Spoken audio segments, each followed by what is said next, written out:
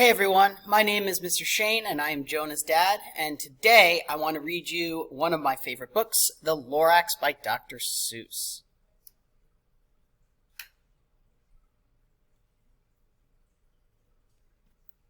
At the far end of town where the grickle grass grows and the wind smells slow and sour when it blows, and no birds ever sing excepting old crows, is the street of the lifted Lorax. Deep in the grickle grass, some people say, if you look deep enough, you can still see today where the Lorax once stood just as long as he could before someone lifted the Lorax away. What was the Lorax, and why was it there, and why was it lifted and taken somewhere from the far end of town where the grickle grass grows? The old Onceler still lives there. Ask him. He knows. Now, you won't see the Onceler, so don't knock on his door. He stays in the lurkdom, cold under his roof, where he makes his own clothes out of miff-mufted moof, and on special dank midnights in August he peeks out of his shutters, and sometimes he speaks and tells how the Lorax was lifted away. He'll tell you, perhaps, if you're willing to pay. At the end of a rope he lets down a tin pail, and you have to toss in 15 cents and a nail in the shell of a great-great-great-grandfather's snail. And then he lifts the pail, and he makes the most careful count to see that you've paid him the proper amount. Then he hides what you paid him away in his snoof, his secret strange hole in his grooviest groove. And then he growls, "I'll call you by whispermaphone, for the secrets I tell are for your ears alone." Down slurps the whispermaphone to your ear, and the old Onceler's whispers are not very clear, since they have to come down through a snargly hose, and he sounds as though he has smallish bees up his nose. "No, I'll tell you," he says, with his teeth sounding gray, "how the Lorax got lifted and taken away. It all started back such a long time back. Way back in the days when the grass was still green and the pond was still wet and the clouds were still clean. And the songs of the Swami Swangs ran out in space. One morning I came to this glorious place, and I first saw the trees, the truffaly trees, the bright-colored tufts of the truffaly trees, mile after mile in the fresh morning breeze. And under the trees I saw the brown barbaloots frisking about in their barbaloot suits as they played in the shade and ate truffula fruits. And from the rippleless pond came the comfortable sound of the humming fish while splashing around. But those truffula trees, all my life I had been searching for trees such as these. The touch of their tufts was much softer than silk, and they had the sweet smell of fresh butterfly milk. I felt great joy of leaping in my heart, and I knew just what I'd do. I unloaded my cart, and in no time at all I'd built a small shop, and then I chopped down the truffaly tree with one, and with great skillful skill and great speedy speed I took the soft tuft and I knitted a thneed. And the instant I'd finished I heard a zoomp, and I looked, and something popped out of the stump of the tree that I chopped down. It was a sort of man. Describe him, I don't know if I can. He was shortish and oldish and brownish and mossy, and he spoke with a voice that was sharpish and bossy. "Mister," he said with a sawdusty sneeze, "I am the Lorax. I speak for the trees. I speak for the trees, for the trees have no tongues, and I'm asking you, sir, at the top of my lungs." He was very upset as he shouted and puffed, "What is that thing you have made from my truffula tuft?" "Look, Lorax," I said, "I'm doing no harm. There's no cause for alarm. I chopped down just one tree. I'm being quite useful. This thing is a thneed. A thneed is a fine something that all people need. It's a shirt, it's a sock, it's a glove, it's a hat, but it has other uses far beyond that. You can use it for carpets, for pillows, for sheets, or curtains or covers for bicycle seats." The Lorax said, "Sir, you are crazy with greed. There is no one on earth who will buy that full thneed." But the next very minute I proved he was wrong, for just at that minute a chap came along, and he brought that the thneed that I knitted was great, and he happily bought one for $3.98. I laughed at the Lorax. "You poor stupid guy, you never can tell what some people will buy."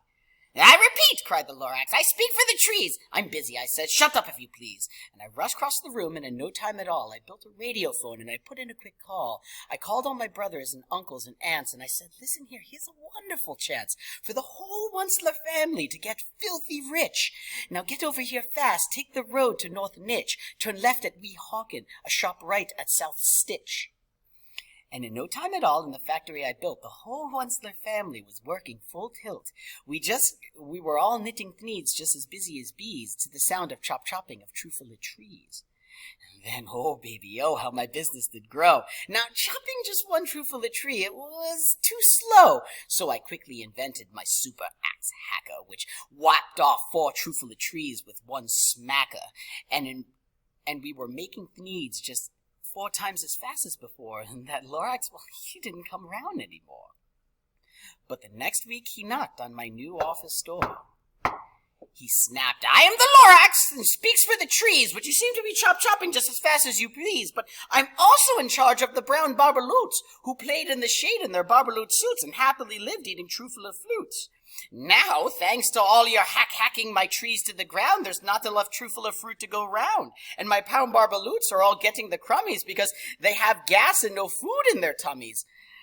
They love living here, but I can't let them stay. They have to find food, and I hope that they may. Good luck, boys, he cried, and he sent them away. I, the Onceler, felt sad, but as I watched them all go, but business is business, and business must grow, regardless of the crummies and tummies, you know. Now, I meant no harm. I most truly did not. But I had to grow bigger, so bigger I got. I biggered my factories and biggered my roads and biggered my wagons and biggered the loads of thieves that I shipped out. I was sending them forth to south, to east, to west, to north. I went right on biggering and selling more needs, and I biggered my money, which everyone needs. And then again he came back. I was fixing some pipes when that old nuisance Lorax came back with more gripes. I am the Lorax! He coughed and he whiffed. He sneezed and he snuffled. He snargled and he sniffed. Onceler! He cried with a cacophonous croak. Onceler! You're making such a smogulous smoke. My poor swami swans, why they can't sing a note. No one can sing who has smog up their throat. And so, oh, please pardon my cough. They cannot live here, so I'm sending them off. Where will they go? I don't hopefully know. They may have to fly for a month or a year to escape the smog that you've smoggled up around here. And what's more, snapped the Lorax as his danger was up, let me say a few words about this glurply glop. Your machinery chugs on day and night without stop, making glurply glop and sloppily slop. And what do you do with this leftover goo? I'll show you, you old Onceler man, you. You're glopping up the pond where the humming fish hummed. No more can they hum, for their gills are all gummed. So I'm sending them off. Oh, their future is dreary. They'll walk on their fins and get woefully weary in shirts of some water that isn't so smeary. Then I got mad. I got terribly mad. I yelled at the Lorax, now listen here, Dad. All you do is yap, yap, yap, yap, and say bad, bad, bad, bad. Well, I have my rights, sir, and I'm telling you that I intend to go on doing just what I do. And for your information, you Lorax, I'm figuring on biggering and biggering and biggering and biggering and selling more truffle trees into thieves, which everyone needs. And at that very moment, we heard a loud from outside in the fields came a sickening smack of an axe on a tree, and then we heard the tree fall. It was the very last truffle tree of them all. No more trees, no more needs, no more work to be done. So, in no time, my uncles, my aunts, everyone, they waved goodbye. They jumped into my car, and they drove away under the smoggled stars. Now all that was left beneath the bad-smelling sky was my big empty factory, the Lorax, and I. The Lorax said nothing. He just gave me a glance. Just a sad, backwards glance. He lifted himself from the seat of his pants. And I'll never forget the grim look on his face when he hoisted himself to take leave of this place through a hole in the smog without leaving a trace. And all that the Lorax left in this mess was a small pile of rocks with one word, unless. Whatever that meant, I couldn't guess.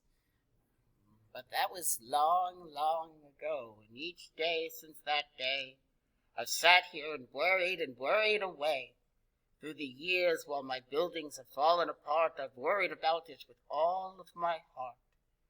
But now, said the Onceler, now that you're here, the words of the Lorax seem perfectly clear. Unless someone like you cares a whole awful lot, nothing's gonna get better. It's just not. So, catch, called the Onceler, and let something fall. It's a Truffaut seed. It's the last one of all. You're in charge of the last Truffaut seeds. And Truffaut trees are what everyone needs. Plant a new Truffaut. Treat it with care. Give it clean water and feed it fresh air. Grow a forest and protect it from axes that hack. And then the Lorax and all of his friends may come back. The end. Thanks, everybody. I hope you enjoyed it. Hi, Jonah.